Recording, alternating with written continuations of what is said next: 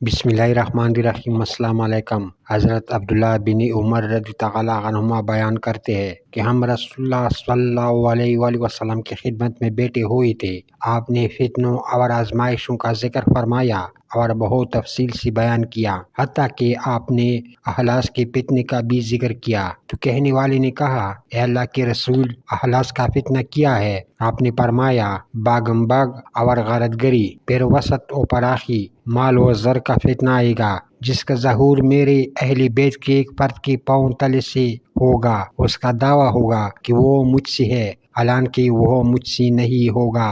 بلا شبہ میری ولی اور دوست صرف متقی لوگ ہیں۔ پھر لوگ ایک آدمی پر صلح کر لیں گے، جیسے کہ سرین ہو پسلی پر، یعنی نہ معقول اور نہ اہل ہوگا، جس طرح کی سرین ایک پسلی پر نہیں ٹک سکتی۔ پھر ایک فتنہ اٹھے گا، گٹا توپ اندھیرا، اس امت میں سے کوئی نہیں بچے گا مگر اسے اس کا تمانچہ پڑھ کر رہے گا۔ بس جب سمجھا جائے گا کہ یہ فتنہ ختم ہو گیا، وہ اور بڑھ جائے گا۔ آدمی صبح کرے گا تو مومن ہوگا اور شام ہوگی تو کافر ہو جائے گا، حتیٰ کہ لوگ دو خیموں فریقوں میں تقسیم ہو جائیں گے، ایک خیمہ ایمان کا جس میں کوئی نفاق نہیں ہوگا، اور دوسرا نفاق کا جس میں کوئی ایمان نہ ہوگا۔